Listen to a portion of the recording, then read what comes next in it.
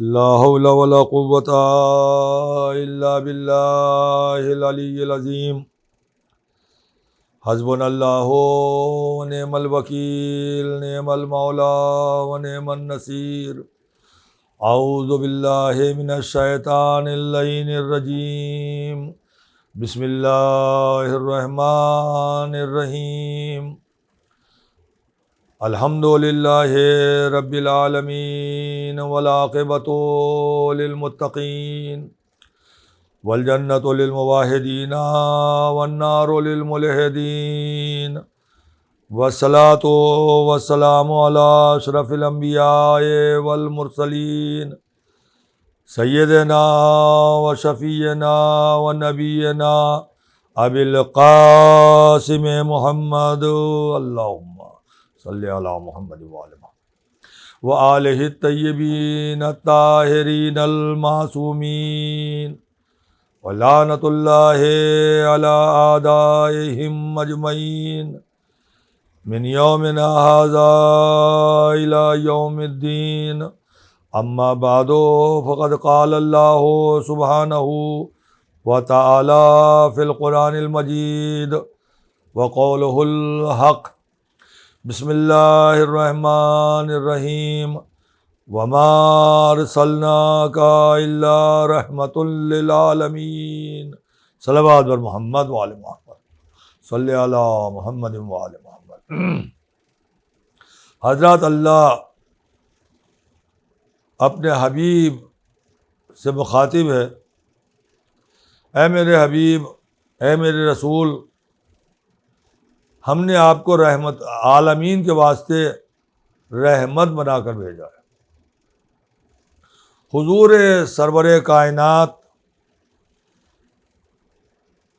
اس دنیا میں جب رحمت للعالمین بن کر تشریف لائے تو اللہ نے دین اسلام ان کے حوالے کیا۔ نبی کا منصبی فریضہ ہوتا ہے دین لانا، اور نبی کے بعد امام کا منصبی فریضہ ہوتا ہے دین کو پھیلانا، اور خطرہ پیدا ہو جائے تو دین کو بچانا۔ میں نے شاید اس سے پہلے کسی مجلس میں اشارہ کیا تھا کہ کوئی بھی دین اور کوئی بھی مذہب خود بخود نہیں آتا ہے، بلکہ لایا جاتا ہے۔ تو اسلام کو ایک لانے والے کی ضرورت ہوتی ہے، اور جو دین خود آ نہیں سکتا وہ زمانے میں پھیل بھی نہیں سکتا ہے خود بخود، لہذا اسے ایک اس دین کو پھیلانے والے کی ضرورت ہے۔ اور جو دین دنیا میں خود نہیں آ سکتا، خود پھیل نہیں سکتا، وہ خطرے کے وقت اپنے کو خطرے سے بچا بھی نہیں سکتا، لہذا اسے ایک بچانے والے کی ضرورت ہے۔ یعنی اسلام کو ایک لانے والے کی ضرورت ہے، ایک اسلام کو پھیلانے والے کی ضرورت ہے، ایک اسلام کو بچانے والے کی ضرورت ہے۔ محمد مصطفیٰ دنیا کی اس عظیم شخصیت کا نام ہے جو دین کو لے کر آیا ہے، علی مرتضیٰ اس شخصیت کا نام ہے جس نے دنیا میں اسلام کو پھیلایا ہے، اور حسین شہید کربلا اس امام کا نام ہے جس نے اپنا سب کچھ لٹا کے اسلام کو بچایا ہے۔ اور میں آج کی اس آخری مجلس میں امام حسین علیہ السلام کے مختصر طور پر فضائل بیان کرنا چاہوں گا، مگر میری سمجھ میں نہیں آتا کہ حسین کے فضائل کس طرح سے بیان کروں، اس لیے کہ حسین تو مصائب کا دوسرا نام ہے، حسین تو رونے کا دوسرا نام ہے، حسین تو گریہ و زاری کا دوسرا نام ہے۔ ادھر نام حسین لب پر آتا ہے، ادھر رونے والے رونا شروع کر دیتے ہیں، ادھر حسین کا نام لب پر آتا ہے، ادھر گریہ کی آوازیں بلند ہونے لگتی ہیں، ادھر حسین کا نام زبان پر آتا ہے، ادھر نوجوان ماتم کرنے لگتے ہیں۔ تو حسین کے فضائل کس طرح سے بیان؟ دیکھیے، اس مجالس کا موضوع ہے پیغام کربلا۔ اس مجلس کے اندر میں واضح طور پر یہ بتانا چاہوں گا کہ پیغام کربلا کیا ہے، اور حسین کا مقصد کیا تھا کربلا کے میدان میں قربانیاں دینے کا۔ حسین کے مصائب تو بیان کرنا آسان ہے، لیکن حسین کے فضائل بیان کرنا بہت مشکل کام۔ مگر اللہ کے نبی نے رحمت للعالمین نے ہمیں حکم دیا ہے کہ حسین کے فضائل بیان کرو۔ آپ یاد کیجئے وہ واقعہ جب نبی مسجد میں ہیں، بالائے ممبر ہیں، اصحاب کا مجمع مسجد میں بھرا ہوا ہے، نبی خطبہ دے رہے ہیں، اسی درمیان میں چھوٹے شہزادے امام حسین علیہ السلام مسجد میں داخل ہوئے، دامن قبا میں پیر الجھا، فرش مسجد پر حسین گرے، حسین کو گرتے ہوئے نبی نے دیکھا، خطبہ روکا، تلاوت قرآن روکی، ممبر سے اترے، دوڑتے ہوئے وہاں پہنچے جہاں حسین گرے تھے، جا کے جلدی سے حسین کو اٹھایا، اپنی گود میں لیا، واپس آئے، ممبر پر پہنچے، اور ممبر پر جانے کے بعد پھر نہ خطبہ دیا نہ قرآن کی تلاوت ہوئی، بلکہ حسین کو مجمع کے سامنے کیا، اور سامنے کرنے کے بعد یہ کہا، ھذا حسین فعرفوہ وفضلوہ، اے مسلمانوں پہچان لو، یہ میرا لاڈلا حسین ہے، اس کو پہچان لو اور اس کے فضائل بیان کرو۔ نبی نے ممبر سے مسلمانوں کو حکم دیا حسین کے فضائل بیان کیے جائیں، اور اسی ممبر سے اسی مجمع کے سامنے حسین کے فضائل اس طرح سے بیان کیے، حسین منی وانا من حسین، میرا حسین مجھ سے ہے اور میں حسین سے ہوں۔ نبی آخر، منزل وحی، خطیب وقت، عرب کے اس مجمع سے خطاب کر رہا ہے جو اپنے کو عرب اور دوسرے کو عجم کہا کرتے ہیں، یعنی زبان ہے تو ہمارے پاس، فصاحت ہے تو ہماری، بلاغت ہے تو اس کے مالک ہمارے سوا کوئی غیر نہیں، سب گونگے ہیں، بے زبان ہیں، لیکن آمنہ کا لال جب قرآن بدوش عرب والوں کے درمیان آیا تو عرب والوں کی زبانیں بھی بند ہو کر رہ گئیں، عجیب انداز سے خطاب ہوا کہ میرا حسین مجھ سے ہے اور میں حسین سے ہوں۔ اب تک کے انسانوں نے جتنا سوچا تھا، جتنا غور کیا تھا، جتنا سمجھ سکے تھے، وہ یہی کہ نواسا نانے سے ہوا کرتا ہے، لیکن پیغمبر اسلام نے ذہنوں کو سہارا دیا کہ ذہن کی پرواز کو رزم و بزم کی محدود چہار دیواری سے نکال کر فکر کی بلندیوں کو سمجھنے کی کوشش کرو، نسل کو اس قابل بنا لو، اخلاق کو اتنا اونچا کر لو کہ اسلاف کے کردار کا آئینہ بن جائے۔ تم نے یہی سن رکھا ہے کہ نواسا نانا سے ہوا کرتا ہے، ہوتا بھی یہی ہے، پاتے بھی یہی ہو، لیکن میں جس حسین کو پیش کر رہا ہوں یہ معمولی حسین نہیں ہے، یہ عظمت ماضی کا وارث ہے، یہ مستقبل کا امام ہے اور وقت کا شہید اعظم ہے، جسے دنیا پیغمبر اسلام کے ان مختصر سے جملوں میں محسوس نہ کر سکی۔ کھوئے ہوئے ہوش اور بکھرے ہوئے حواس کے ساتھ پیغمبر اسلام کی حدیث کو سنا، لیکن تاریخ کربلا نے صداقت رسالت پر ایک اور مہر ثبت کر دی۔ جب یزید تمام مملکت اسلامیہ کا حکمراں بن کر تخت دمشق پر بیٹھا اور سب لوگ اس کے ہاتھ پر بیعت کر چکے، یعنی اپنی عزت، اپنی آبرو، اپنا دین، اپنے مذہب، اپنا اخلاق، اپنا کردار، اپنے اعمال کو اس کے ہاتھ پر فروخت کر چکے، تو یزید امام حسین علیہ السلام کی طرف ملتفت ہوا، یہ سمجھتے ہوئے کہ میرا جو کردار ہے، میرا جو اخلاق ہے، میرے جو اعمال ہیں، اس میں اس وقت تک صداقت پیدا نہیں ہو سکتی جب تک حسین زندہ ہے۔ میں اسلامی شعائر کو مٹا دینا چاہتا ہوں، لیکن اسلام اس وقت تک نہیں مٹ سکتا جب تک حسین زندہ ہے۔ طاقت میرے پاس ہے، قوت میرے پاس ہے، حکومت میرے پاس ہے، سلطنت میرے پاس ہے، تاج میرے پاس ہے، تخت میرے پاس ہے، خزانہ میرے پاس ہے، فوج میرے کنٹرول میں ہے، تلواریں میرے اشاروں پہ چمکے گی، تیروں کا میں میرے اشاروں پر برسے گا۔ لہذا حسین جیسے معمولی انسان سے بیعت لے لینا، بیعت لے کر حسین کو مٹا دینا اور حسین کو مٹا کر اسلام کو مٹا دینا کوئی اہمیت کا مسئلہ نہیں ہے۔ یہی سوچ کر یزید حسین کی طرف بڑھا، لیکن امام حسین علیہ السلام نے پکار کے کہا، یزید سب کچھ ہو سکتا ہے لیکن نانا کا دین مٹ جائے یہ نہیں ہو سکتا۔ حسین کی اسی للکار میں حدیث پیغمبر بول رہی تھی، میرا حسین مجھ سے ہے اور میں حسین سے ہوں۔ عزیز و تقاضائے بشریت نے سمجھایا کہ اگر رسول نہ ہوتے تو حسین نہ ہوتے، اور رسول کی حیثیت قرآن نے بتائی، ما محمد الا رسول، محمد تو کچھ بھی نہیں ہے مگر رسول ہے۔ تو سوچے جب نمازیں مٹائی جا رہی تھی تو نمازیں نہیں مٹائی جا رہی تھی، رسول اسلام مٹائے جا رہے تھے۔ روزوں کا مذاق نہیں اڑایا جا رہا تھا، نبی اکرم کا مذاق اڑایا جا رہا تھا، قرآنی احکام کو ختم نہیں کیا جا رہا تھا، مرسل اعظم کو ختم کیا جا رہا تھا۔ کیوں؟ اس لیے کہ جب پیغام نہ رہے گا تو پیغمبر کی حیثیت کیا؟ کربلا کا رن پکارا، حسین کے ہوتے ہوئے یہ نہیں ہو سکتا، حسین زندہ ہے تو نماز زندہ ہے، حسین زندہ ہے تو روزہ زندہ ہے، حسین زندہ ہے تو کعبے کی آبرو زندہ ہے، حسین زندہ ہے تو کمزوروں کی حمایت کرنے والا زندہ ہے، حسین زندہ ہے تو دین زندہ ہے، حسین زندہ ہے تو مذہب زندہ ہے، حسین زندہ ہے تو شریعت زندہ ہے، حسین زندہ ہے تو توریت زندہ ہے، حسین زندہ ہے تو زبور زندہ ہے، حسین زندہ ہے تو انجیل زندہ ہے، حسین زندہ ہے تو قرآن زندہ ہے، حسین زندہ ہے تو نبوت زندہ ہے، حسین زندہ ہے تو رسالت زندہ ہے، حسین زندہ ہے تو امامت زندہ ہے، حسین زندہ ہے تو آدم کا علم زندہ ہے، نوح کا فہم زندہ ہے، عیسیٰ کا زہد زندہ ہے، ابراہیم کی خلت زندہ ہے، داؤد کی قوت زندہ ہے، یوسف کا جمال زندہ ہے، محمد کا کمال زندہ ہے، علی کا جلال زندہ ہے، حسن کی صلح زندہ ہے۔ حسین کے ہوتے ہوئے نہیں ہو سکتا، اسلام رہے گا، اسلام کا پیغام رہے گا، رہتی دنیا تک نبی کا نام رہے گا۔ صلوات پڑھ دے بر محمد وآل محمد، اللہم صلی علی محمد وآل محمد۔ توجہ چاہتا ہوں عزیزان گرامی، بہت زیادہ توجہ چاہتا ہوں۔ یزید نے تو یہی سوچا تھا کہ میری لاکھوں کی فوج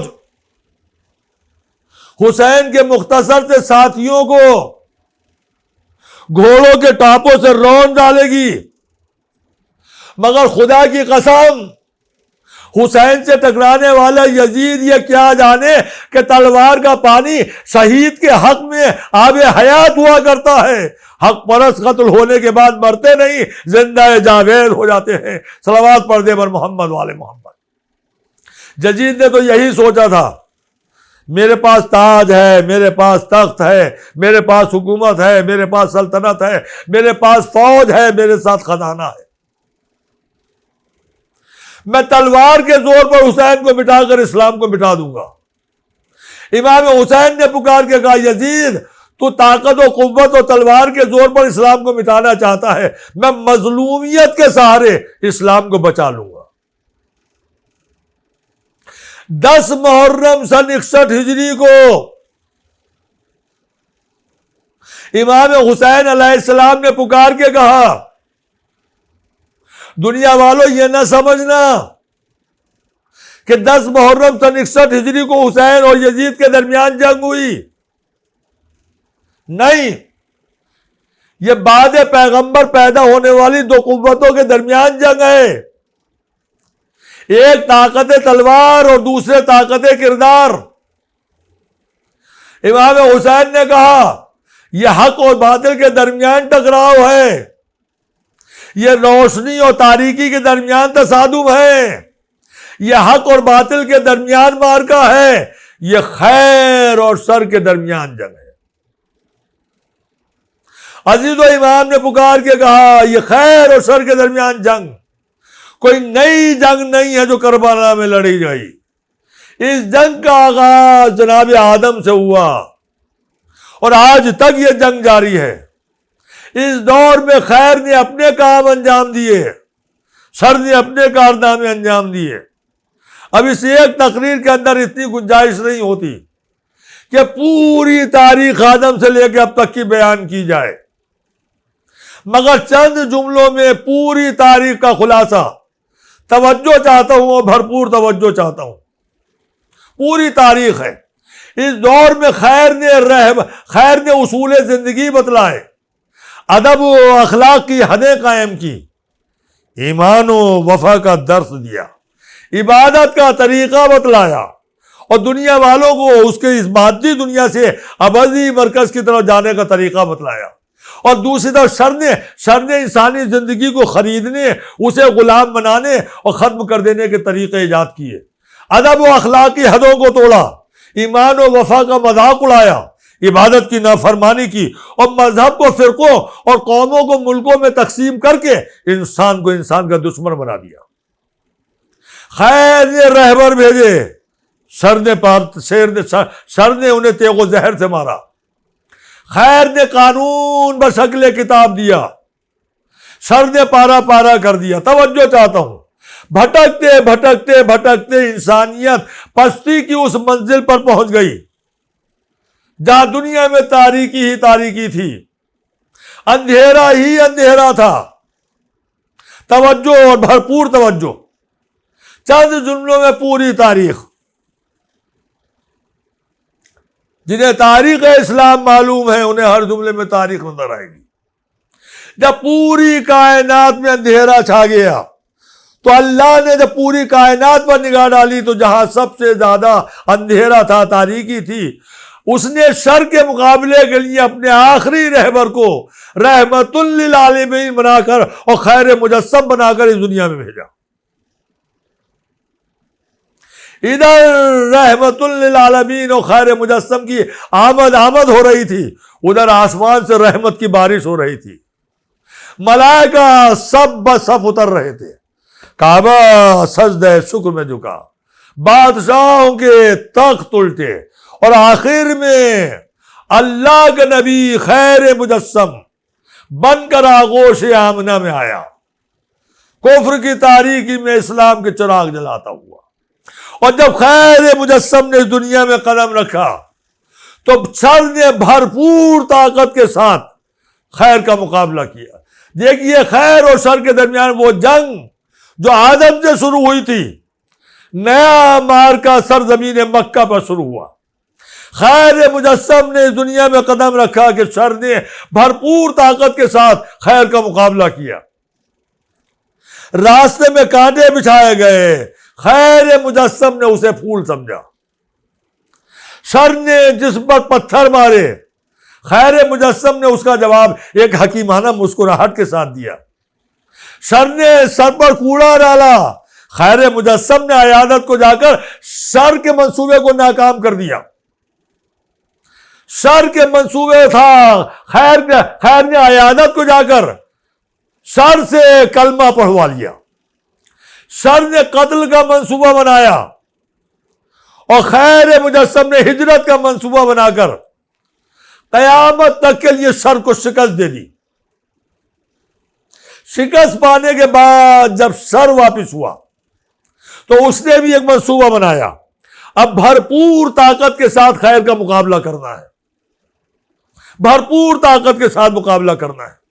چنانچہ عزیزو پورے 60 سال تک شر نے اپنی طاقت کو جمع کیا. توجہ چاہتا ہوں. ایک مرتبہ صلوات پڑھ دے پر محمد و آل محمد، اللہم صلی علی محمد. پوری طاقت کو شر نے جمع کیا اور 60 سال کے بعد جب پوری دنیا کی طاقتیں سمٹ کر ایک مرکز پر جمع ہو گئیں، اس وقت یکا یک شر نے خیر مجسم پر حملہ کر دیا. اس وقت حقیقی خیر مجسم تو دنیا میں نہ تھا عزیزو، مگر حقیقی خیر مجسم کا حقیقی نمائندہ حسین ابن علی زندہ تھا. اس نے ایک عجیب و غریب قربانی پیش کر کے شر کو قیامت تک کے لیے شکست دے دی. 10 محرم سن 61 ہجری کو امام مظلوم نے ایک عجیب و غریب قربانی پیش کر کے شر کو قیامت تک کے لیے شکست دی. وہ عجیب و غریب قربانی کیا تھی جو حسین نے 10 محرم سن 61 ہجری کو پیش کی؟ اس عجیب و غریب قربانی کا عجیب و غریب پہلو یہ تھا، توجہ چاہتا ہوں، عجیب و غریب پہلو یہ تھا کہ کربلا میں آنے کے بعد حسین نے اپنے دوستوں کی پیری کو جوانی سے بدلا، عزیزوں کی شجاعت کو وفا بنایا، نوجوانوں کے جوش کو عبادت میں ڈالا، بچوں کی ضد کو رضا الہی کا پابند بنایا، بھوک اور پیاس کو صبر بنایا، کمزوروں کو شیر مرد میدان بنایا، بیمار کو میر کارواں بنایا، عورتوں کو پردہ دار امت قرار دیا، اور شکست کو فتح اور فتح کو شکست سے بدل دیا. یہی نہیں بلکہ تشہیر کو تبلیغ اور قید خانے کو مرکز شعور آزادی بنا دیا. صلوات پڑھ دے پر محمد و آل محمد، اللہم صلی علی محمد و آل. یہ عجیب و غریب قربانی پیش کر کے امام نے قیامت تک کے لیے شر کو شکست دے دی. یہ عجیب و غریب قربانی حسین نے 10 محرم سن 61 ہجری کو پیش کی تھی. عزیزو جب حسین 28 رجب کو مدینے سے چلے تو ذہنوں میں یہ سوال پیدا ہوا، آیا حسین کا مقصد کیا ہے؟ حسین کا مقصد کیا ہے؟ حسین عورتوں کو ساتھ لے کر جا رہے ہیں، حسین کمسن بچوں کو ساتھ لے کر جا رہے ہیں. عزیزو مقصد دو قسم کا ہوتا ہے، ایک مقصد مادی ہوتا ہے، ایک مقصد روحانی ہوتا ہے۔ حسین کا مقصد مادی نہیں ہے، یعنی حسین کا مقصد حکومت حاصل کرنا نہیں ہے، حسین کا مقصد سلطنت حاصل کرنا نہیں ہے، حسین کا مقصد جاہ و جلال پر قبضہ نہیں ہے، حسین کا مقصد فوجوں پر کنٹرول حاصل کرنا نہیں ہے۔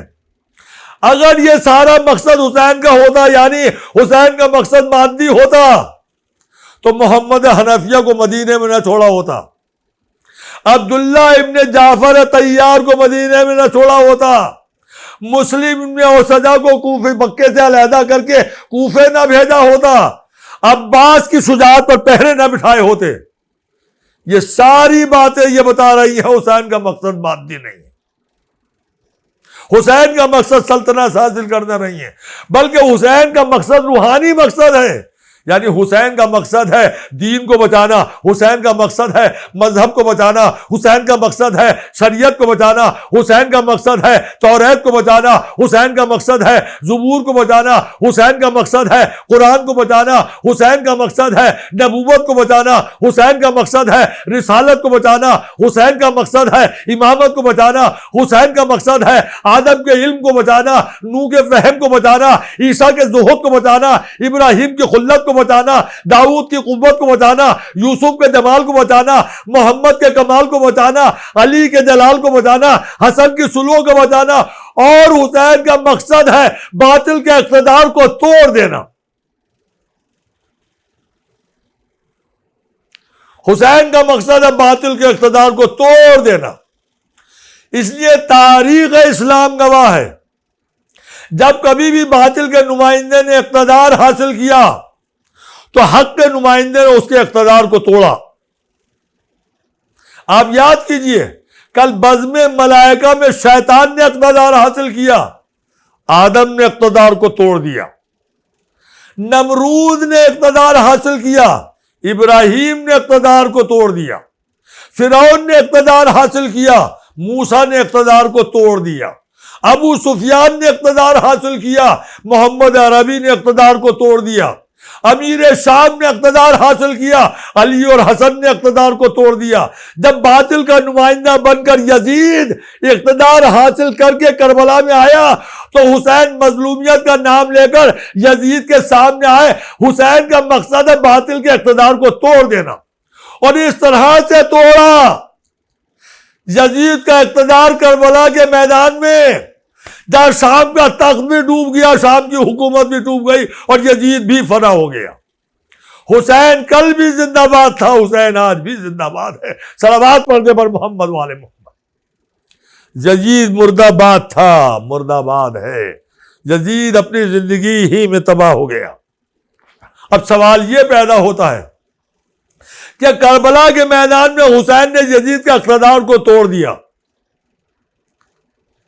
مگر کربلا کے میدان میں جو یہ جنگ ہوئی اس کا فیصلہ کیا ہوا؟ امام مظلوم نے کربلا میں آ کے کہا تھا یہ حسین سے یزید کا مقابلہ نہیں بلکہ طاقت تلوار اور طاقت کردار کے درمیان مقابلہ ہے۔ یہ طاقت تلوار اور طاقت کردار، یہ دو قوتیں وہ ہیں جو بعد پیغمبر پیدا ہوئیں۔ امام حسین نے طاقت تلوار کو ہر ممکن بڑھنے کا موقع دیا کہ طاقت تلوار اپنے حوصلے نکال لے، تیری طاقت کو ختم کر دینا ہمارا کام ہے۔ اور یزید جب طاقت تلوار بدوش، طاقت کے نشے میں چور ہو کر مدینے میں آیا اور اس نے اپنی تلوار کو دمکایا تو حسین نے 28 رجب سن 60 ہجری کو اپنے چمکتے ہوئے کردار کو ابھارا اور یزید کے آنکھوں میں آنکھیں ڈال کے کہا، یزید پیارے وطن کو چھوڑ دوں گا، نانا کے روضے کو چھوڑ دوں گا، ماں کی لحد کو چھوڑ دوں گا، نانی ام سلمہ کو چھوڑ دوں گا، بیٹی سغرا کی جدائی کو برداشت کر لوں گا، مگر تلوار کے سامنے کردار کا سر جھک جائے یہ حسین برداشت نہ کرے گا۔ امام نے مدینہ چھوڑ دیا، وطن چھوڑ دیا، نانا کا روضہ چھوڑ دیا، ماں کی لحد چھوڑ دی، مگر تلوار کے سامنے کردار کا سر جھک جائے یہ حسین نے گوارا نہ کیا۔ حسین مدینہ چھوڑ کے مکے کی سمت آئے. مکے میں یزید کی تلوار چمکی, حسین نے اپنے کردار کو چمکایا. یزید حج کو عمرے سے بدل دوں گا, مگر تلوار کے سامنے کردار کا سر جھک جائے میں اسے گوارا نہ کروں گا. حسین حج کو عمرے سے بدل کے نکلے, مکہ چھوڑ دیا, کوفے کی سمت چلے. عزیز و توجہ چاہتا ہوں, وہ بھرپور توجہ چاہتا ہوں. تاریخ کا ایک اہم مسئلہ میرے سامنے ہے جس کا فیصلہ کرنا چاہتا ہوں, غلط فہمی دور کرنا چاہتا ہوں. حسین کوفے کی سمت چلے, راہ کوفہ میں تلوار چمکی. حسین نے اپنے کردار کو چمکایا, کوفے کا راستہ بدل دوں گا مگر تلوار کے سامنے کردار کا سر جھک جائے میں اسے گوارا نہ کروں گا. حسین کربلا کی سمت چلے. 2 محرم سن 61 ہجری کو حسین وارد کربلا ہوئے, یزید کی تلوار چمکی. حسین نے اپنے کردار کو چمکایا. یزید فرات کے کنارے خیمے لگا لوں گا مگر تلوار کے سامنے کردار کا سر جھک جائے یہ حسین گوارا نہ کرے گا. حسین نے فرات کے کنارے خیمے لگا لیے مگر تلوار کے سامنے کردار کا سر جھک جائے گوارا نہ کیا. 3 محرم کو یزید کی تلوار پھر چمکی. حسین فرات کے کنارے سے خیمے ہٹاؤ. حسین نے اپنے کردار کو چمکایا.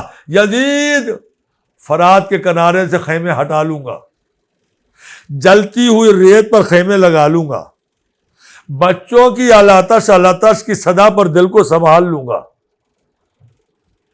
مگر تلوار کے سامنے کردار کا سر جھک جائے میں اسے گوارا نہ کروں گا. توجہ چاہتا ہوں, تاریخ کربلا کروٹیں بدلتی ہوئی آگے بڑھتی رہی. 7ویں محرم سے پانی ختم ہو گیا, بچے الاتش کی صدا بلند کرتے رہے, یزید تلوار چمکاتا رہا, حسین کردار چمکاتے رہے. عاشور کی صبح آ گئی. 28 رجب سن 60 ہجری سے لے کر 10 محرم سن 61 ہجری کی صبح تک یزید نے ساری طاقتیں استعمال کی کہ حسین بیعت کر لے, اسلام کو مٹانے کی اجازت دے دیں. حسین کردار چمکاتے رہے. یزید تلوار کے سامنے کردار کا سر نہیں جھکے گا. دین محمد مصطفیٰ ہمیشہ بچ کے رہے گا. اس کی حفاظت کی ذمہ داری میرے اوپر ہے. 10 محرم سن 61 ہجری کی صبح, اس صبح کا نام ہے جب یزید کی تمام طاقتیں ختم ہو گئی مگر وہ حسین سے بیعت نہ لے سکا. توجہ, حسین سے بیعت نہ لے سکا. حسین کے کردار نے مسکرا کے یزید کو دیکھا, دیکھ یزید تیری ساری طاقتیں دھری رہ گئی لیکن تم مجھ سے بیعت نہ لے سکا. آج میں تاریخ اسلام کا ایک جواب دینا چاہتا ہوں. ارے دنیا والوں غور کرو, جب یزید جیسا فاسق و فاجر اپنی طاقت و قوت کے بلبوتے پر حسین جیسے ناتما اور بےکس سے بیعت نہ لے سکا تو کل سورما علی سے بیعت کی داستان افسانہ نہیں تو اور کیا تھا. یزید کی تلوار ٹوٹ گئی, وہ حسین سے بیعت نہ لے سکا. عصر عاشور سے ذرا پہلے حسین ایک بلندی پر نظر آئے. دنیا والوں سوچو, جب یزید طاقت و قوت و سلطنت و فوج کے سہارے اور تلوار کے زور پر حسین سے بیعت نہ لے سکے تو کل شجاع بہادر اور سورما علی سے جو بیعت کی داستان سنائی جاتی ہے وہ افسانہ نہیں تو اور کیا ہے. عصر عاشور سے ذرا پہلے حسین ایک بلندی پر نظر آئے. تنہا نظر نہیں آئے, حسین کی گود میں ایک 6 ماہ کا بچہ بھی نظر آیا. پسر سعد کی آواز گونجی, اقتا کلام الحسین. اور بلا آگے بڑھا, اس نے علی اصغر کے گلے کا نشانہ لیا. سنسناتا ہوا تیر آیا, ننھے سے علی اصغر کے ننھے سے گلے پر حربلا کا سیسوبا تیر لگا. بچہ باپ کے ہاتھوں پر منقلب ہوا. حسین نے گھبرا کے بچے کے لبوں کو دیکھا. خدا کی قسم حسین کے علی اصغر کے لبوں پر مسکراہٹ تھی. مسکرا کے تیر گلے پر لیا. حسین نے علی اصغر کے لبوں پر مسکراہٹ کو دیکھا تو مسکرا کے یزید کو دیکھا، دیکھ یزید دیکھ، جب حرملہ کا سے شعبہ تیر میرے معصوم غنچہ دہن سے مسکراہٹ نہ لے سکا تو تم مجھ سے بیعت کر لے گا۔ اور یزید کا سر جھک گیا، ہاں حسین، ہاں حسین، میں تم سے بیعت تو نہ لے سکا مگر میں تم کو زندہ بھی نہ رہنے دوں گا۔ یہ کہہ کے یزیدی فوج آگے بڑھی اور یزیدی فوج نے آگے بڑھ کر حسین کا سر تن سے جدا کیا اور حسین کے سر کو نوک نیزہ پر بلند کیا، اور نوک نیزہ پر بلند کرنے کے بعد یزیدی فوج کوفہ اور شام کی طرف سر حسین کو نوک نیزہ پر بلند کر کے اپنی خوشی کے اپنی فتح کے شادیانے بجا رہے، مگر یہ یزیدی فوج سر حسین کو نوک نیزہ پر بلند کرنے کے بعد عزیزو اپنی فتح کے نقارے نہیں بلکہ حسین کی فتح کے شادیانے بجا رہی تھی۔ ارے حسین کے چاہنے والوں سنو، یزیدی فوج نوک نیزہ پر سر حسین کو بلند کر کے حسین کی فتح کے نقارے بجا رہی تھی۔ کیوں؟ اس لیے کہ یزیدی فوج دنیا والوں کو یہ بتانا چاہتی تھی کہ دنیا والوں دیکھو دیکھو، یہ اس ساونت و بہادر حسین کا سر ہے، یہ اس شجاع حسین کا سر ہے جسے زندگی میں ہماری لاکھوں کی فوج اپنی طاقت و قوت کے بلبوتے پر جھکا نہ سکی،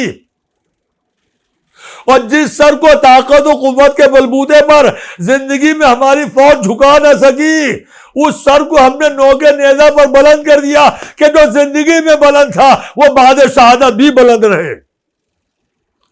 تو نوک نیزہ پر سر حسین بلند کرنے کے بعد یزیدی فوج اپنی فتح کے نہیں بلکہ حسین کی فتح کے نقارے بجا رہی تھی۔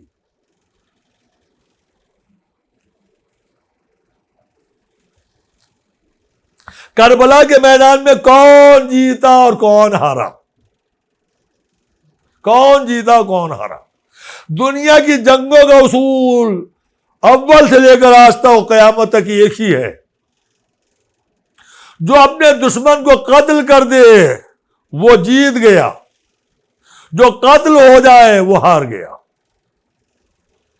جس کے بچے ہوئے ساتھی اسیر ہو جائیں وہ ہار گیا، جس نے اسیر کر لیا وہ جیت گیا، جس نے گھروں کو جلا دیا مخالف کے وہ جیت گیا، جس کے گھر جل گئے وہ ہار گیا، جس نے وطن سے نکال دیا وہ جیت گیا، جو وطن چھوڑنے پر مجبور ہو گیا وہ ہار گیا۔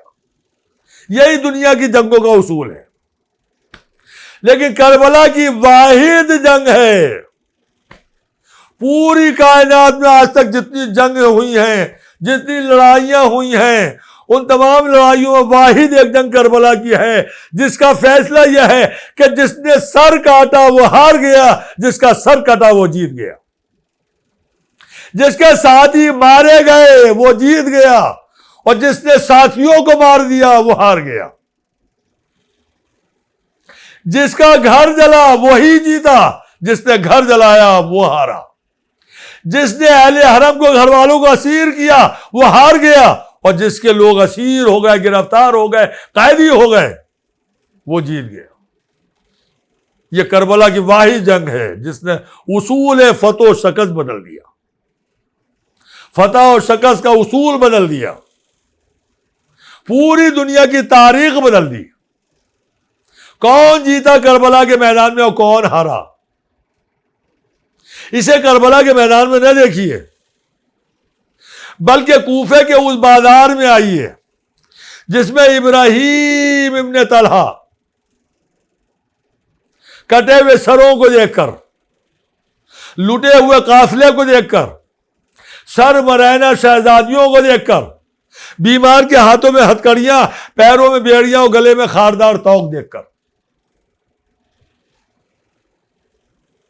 نو کے نیزہ پر سر حسین دیکھ کر، عباس کا کٹا ہوا سر اور علی اکبر کا سر دیکھ کر، بیمار امام کے پاس آتا ہے، آنے کے بعد ہاتھوں کو جوڑتا ہے، آقا سب کچھ دیکھ لیا ان آنکھوں سے. آپ کے بابا کا سر کٹا ہوا دیکھا, آپ کے چچا کا سر بھی دیکھا, آپ کے بھیا کا سر بھی دیکھا, آپ کے ہاتھوں میں ہتھکڑیاں, پیروں میں بیڑیاں اور گلے میں خاردار توق بھی دیکھ رہا ہوں. اور آقا آپ کی ماں بہنوں کو سر برہنہ نامحرم کے درمیان دیکھ رہا ہوں. ساری چیزوں کا اقرار کر کے ہاتھ جوڑ کے کہتا ہے ابراہیم ابن طلحہ, مولا یہ سب کچھ تو دیکھ لیا, مگر مجھے یہ بتا دیجئے کہ کربلا کے میدان میں کون جیتا اور کون ہارا. ابراہیم کا سوال خود اس بات پر دلالت کر رہا ہے کہ ابراہیم کے نزدیک فتح اور شکست کا معیار قتل و خوریزی نہیں, بلکہ وہ یہ معلوم کرنا چاہتا ہے کہ مقصد کے اعتبار سے کس کو فتح حاصل ہوئی. آیا یزید اپنی طاقت و قوت کے بلبوتے پر حسین جیسے ناتواں اور بیکس سے بیعت لینے میں کامیاب ہو گیا, یا آقا کا انکار ہی رہا؟ اور میرا بیکس امام, لاوارثوں کا وارث امام, بیمار امام جب جواب دیتا ہے تو اپنی فتح کا اعلان کرتے ہوئے, اے ابراہیم تیرے سوال کا جواب بازار کوفہ میں نہیں, جہاں مسجد کی محرابوں میں ملے گا.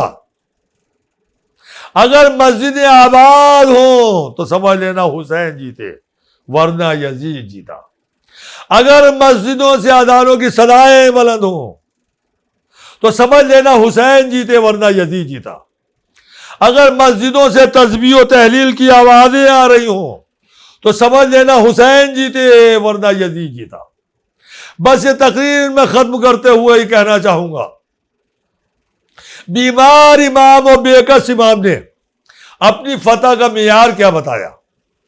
دوستو, اپنی فتح کا معیار یہ بتایا کہ ہماری مسجدیں آباد ہوں. اپنی فتح کا معیار یہ بتایا کہ ہماری مسجدوں سے اذانوں کی صدائیں بلند ہوں, ہماری مسجدوں سے تسبیح و تحلیل کی آوازیں بلند ہوں. سوچو میرے دوستو, سوچو میرے بھائیوں, سوچو میری بہنوں, سوچو اگر مسجدیں ویران ہو گئی تو مظلوم کربلا کا دل کیا کہے گا؟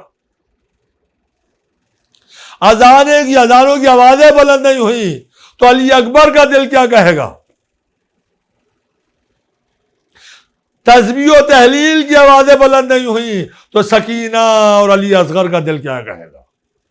دوستو, مسجدیں ویران ہو گئی تو مظلوم کربلا یہی تو کہیں گے, مسجدوں کو آباد کرنے کے لیے ہم نے اپنے گھر کو ویران کر دیا, جو کچھ تھا مسجدوں کو آباد کرنے کے لیے قربان کر دیا, مگر چاہنے والوں نے مسجدوں کو ویران کر دیا. علی اکبر یہی کہیں گے کہ مسجدوں سے اذانوں کی صدائیں بلند ہوں, اس لیے کلیجے پر نیزے کا پھل کھایا تھا, مگر ماتم کرنے والوں نے اذانوں کی صداؤں کو دبا دیا. علی اصغر اور سکینہ کہیں گی, سکینہ کی آواز آئے گی کہ مسجدوں سے تسبیح و تحلیل کی آوازیں بلند ہوں, اس لیے شمر کے تماچے کھائے تھے.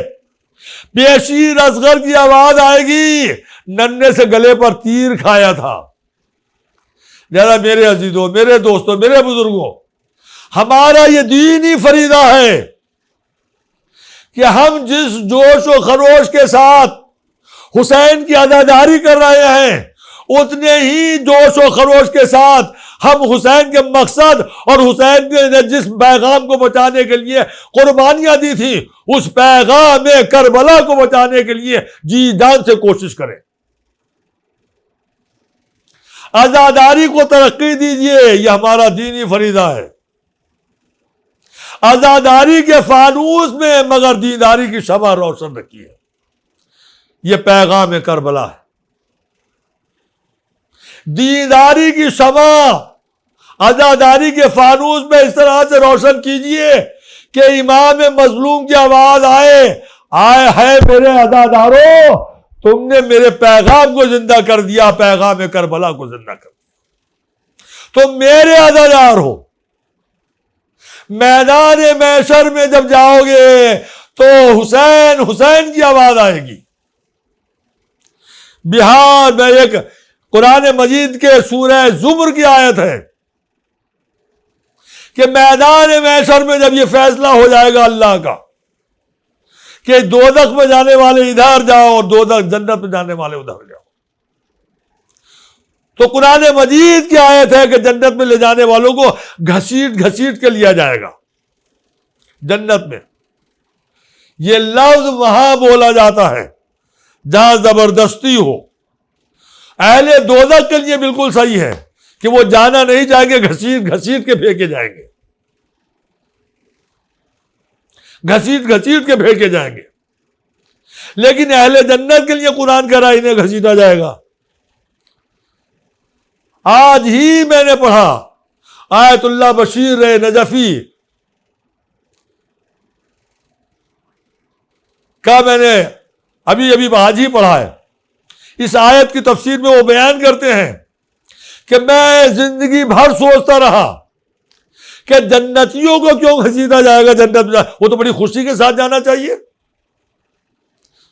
بس جنت میں جانے کی پوری زندگی تمنا کرتے رہے، اب جب اللہ کہہ رہا دروازہ جنت کھلا ہوا جاؤ، تو وہ نہیں جا رہا ہے جنت میں۔ جب نہیں جا رہا ہے جنت میں تو اللہ کا حکم آیا فرشتوں کو کہ انہیں گھسیٹ گھسیٹ کے لے جاؤ، اور ملائکہ گھسیٹ گھسیٹ کے انہیں جنت میں لے جا رہے ہیں۔ تو آگئے آیت اللہ بشیر نجفی فرماتے ہیں کہ میں حیران تھا، اللہ نے قرآن مجید میں سورہ زمر میں جو یہ کہا کہ ملائکہ گھسیٹ گھسیٹ کے لے کر جائیں گے، پھر انہوں نے کہا کہ میری نظر بہار کی اس حدیث پہ پڑی، چھٹے امام نے فرمایا کہ جب جنتیوں کو جنت کی خوشخبری مل جائے گی تو وہ ضد کریں گے میدان محشر میں ہم اپنے مولا حسین سے پہلے ملیں گے، جنت کو بعد میں دیکھیں گے، پہلے مولا سے ملاقات کرنا چاہتے ہیں۔ یہ بہار الانوار کی حدیث ہے، آیت اللہ بشیر نجفی نے اپنی کتاب میں تحریر کیا، میں نے آج ہی پڑھا۔ سارے جنتی کہیں گے پہلے وہ مولا حسین سے ملاقات، ان کے چہرے کی زیارت کریں گے، اس کے بعد ہی جنت میں قدم رکھیں گے۔ اور ان کی ضد کے سامنے اللہ اشارہ کرے گا، اور اس کے بعد امام مظلوم جنت کے دروازے سے اپنے شیعوں کے سامنے آئیں گے۔ اور جب امام مظلوم شیعوں کے سامنے آئیں گے تو ایک حیرت کا منظر ہوگا۔ تمام شیعہ اس امام مظلوم کو اپنی آنکھوں سے دیکھیں گے جس کے لیے زندگی بھر ماتم کرتے رہے، جس کے لیے زندگی بھر روتے رہے، جس کی عزاداری زندگی بھر مناتے رہے، اس امام کو دیکھیں گے اور روئیں گے۔ امام بھی اپنے ان عزاداروں کو دیکھیں گے جن شیعوں پر امام نے اپنی زندگی میں فخر کیا تھا۔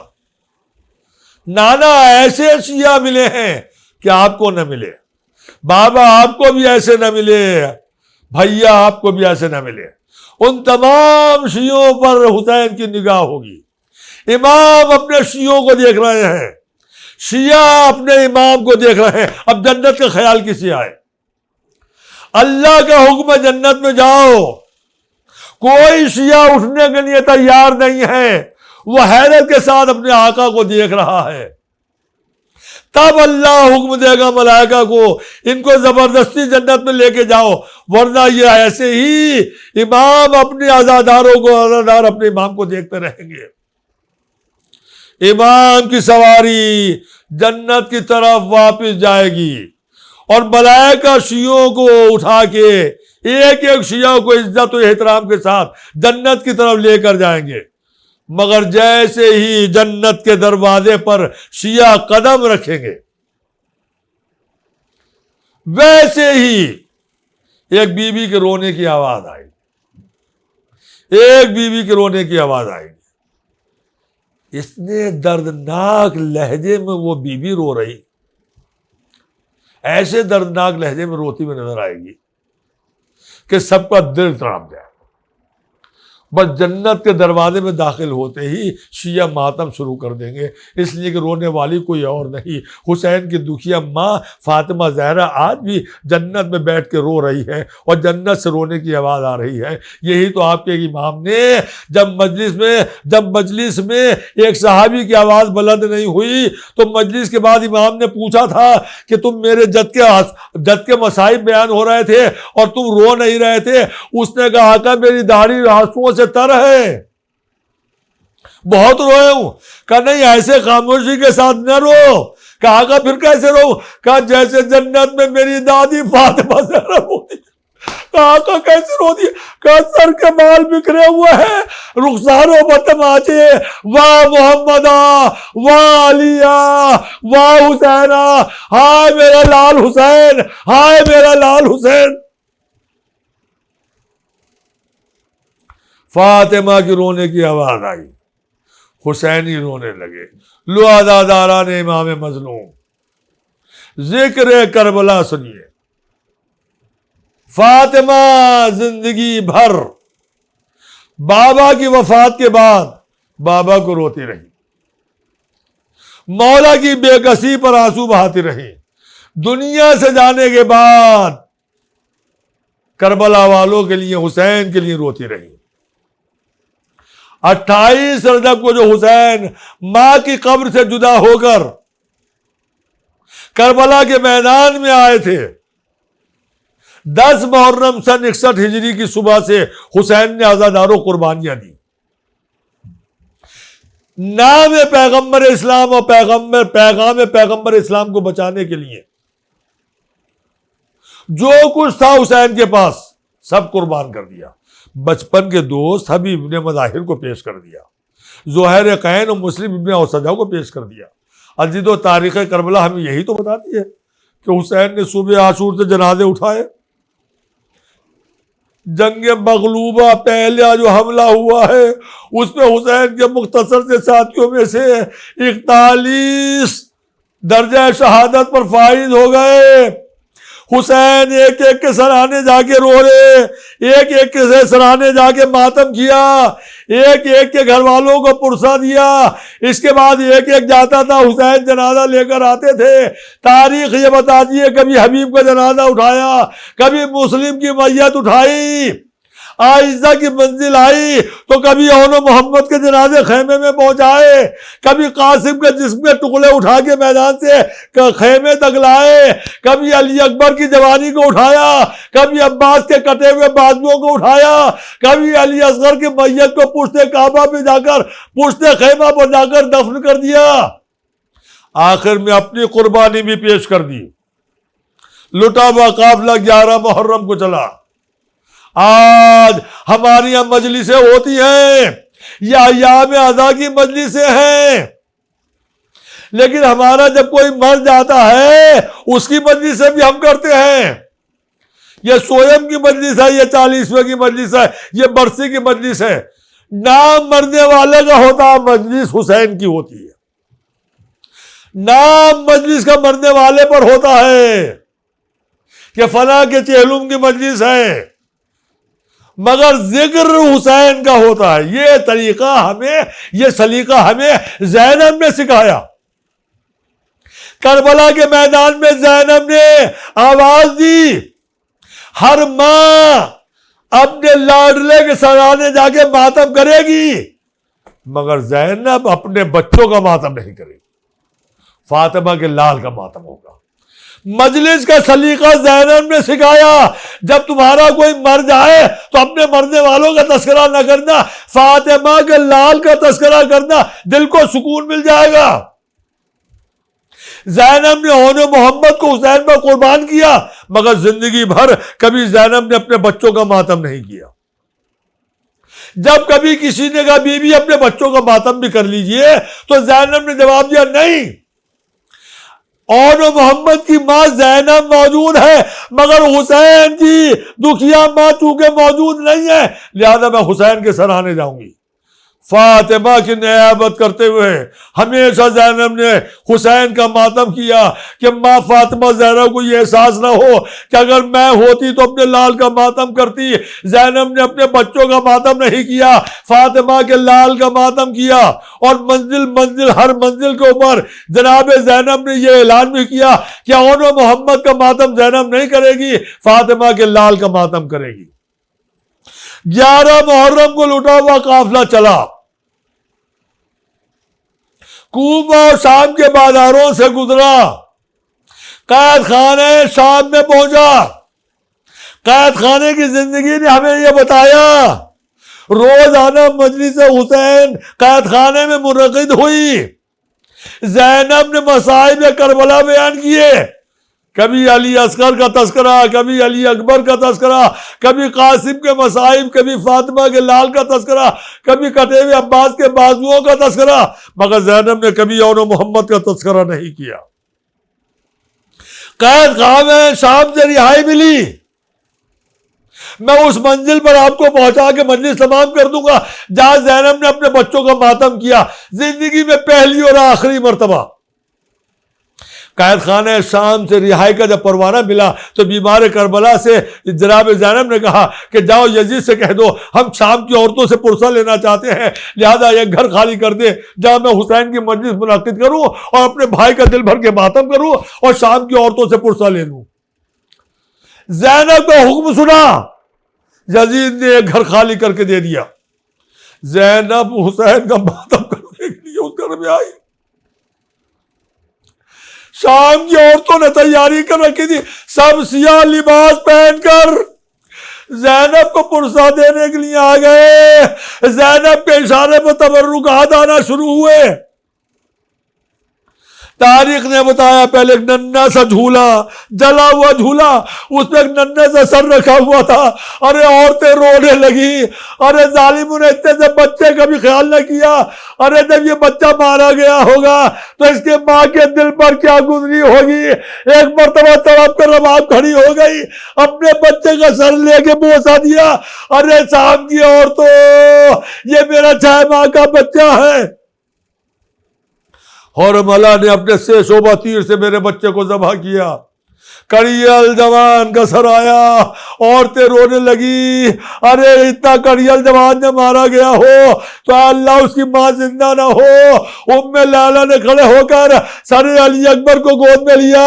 ارے میں ماں ام لیلا زندہ ہوں. شام کی عورتوں نے پرسہ دیا. قاسم کا سر آیا، ام فرما کو پرسہ دیا. جب سر حسین آیا تو زینب مسند بچھا کے بیٹھی.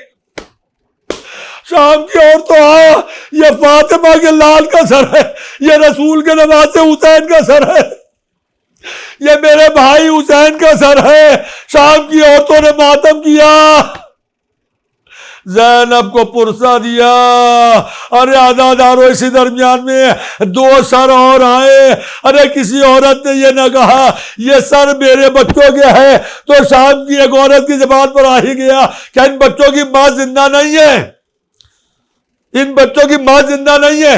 ارے زینب کھڑی ہو گئی، بچوں کی ماں تو زندہ ہے مگر وہ حسین کا ماتم کرے گی، اپنے بچوں کا ماتم نہیں کرے گی.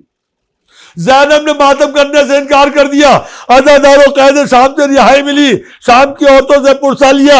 اب زینب کربلا میں آئی، کربلا سے مدینے آئی.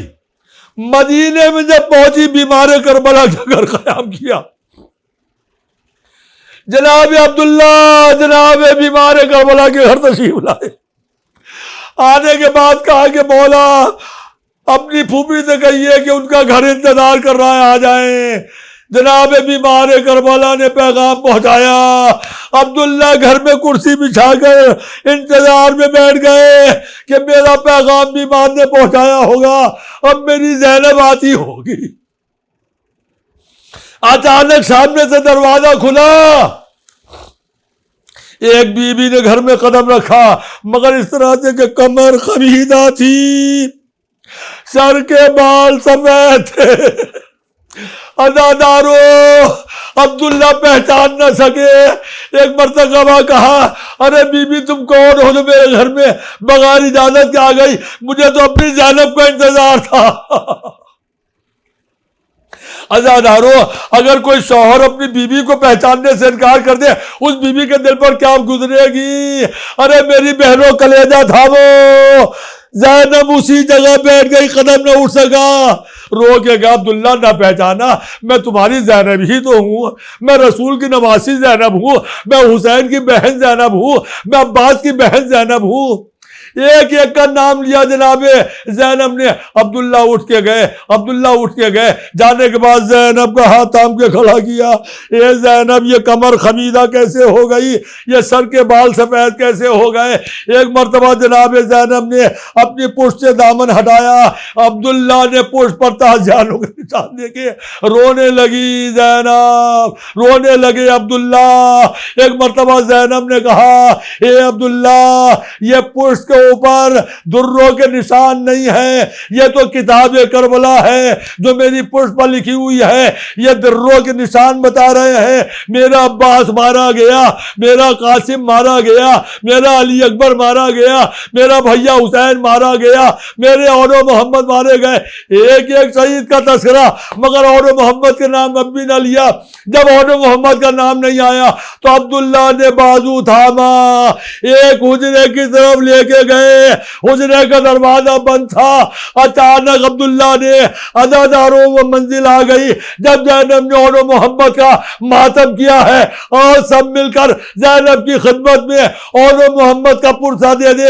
ایک مرتبہ زینب نے عبداللہ نے دروازہ کھول دیا، زینب کی نگاہ پڑی، ارے عبداللہ نے اپنے بچوں کے لیے بستر سجائے تھے، زینب نے اور محمد کے بستروں کو دیکھا، ایک مرتبہ تڑپ کے اپنے کو بستر پر گرا دیا، کربلا کا رخ کر کے کہا، اے میرے بچوں آؤ، ارے میرے بچے اور محمد آؤ، آج تمہاری ماں تمہارا ماتم ہے۔ زینب کی آوازیں بلند ہوئی، مدینے کی عورتیں زینب کے گھر پرسہ دینے کے لیے آئیں، ماتم شروع ہوا، واہ محمدہ، واہ اور محمدہ، واہ اور محمدہ، ہائے زینب کبریٰ، واہ محمدہ، واہ علیہ، واہ حسینہ، سیعلم الذین ظلموا ای منقلب ینقلبون، الا لعنۃ اللہ علی القوم الظالمین، رضاً بقضائہ و تسلیما لامرہ، الہی بحق زہرا، الہی بحق زہرا، الہی چاردہ معصومین کا واسطہ ہماری اس مختصر سی ادا کو قبول فرما، پالنے والے ہمیں احکام دین سیکھنے اور اس پر عمل کرنے کی توفیق عنایت فرما، ہم میں جو غریب ہیں ان کی غربت کو دور فرما، جو پریشان حال ہیں ان کی پریشانی کو دور فرما، جو مریض ہیں انہیں صحت و شفا عنایت فرما، امام کا ظہور جلد از جلد فرما، ہمیں ان کے آوان و انصار میں شامل فرما۔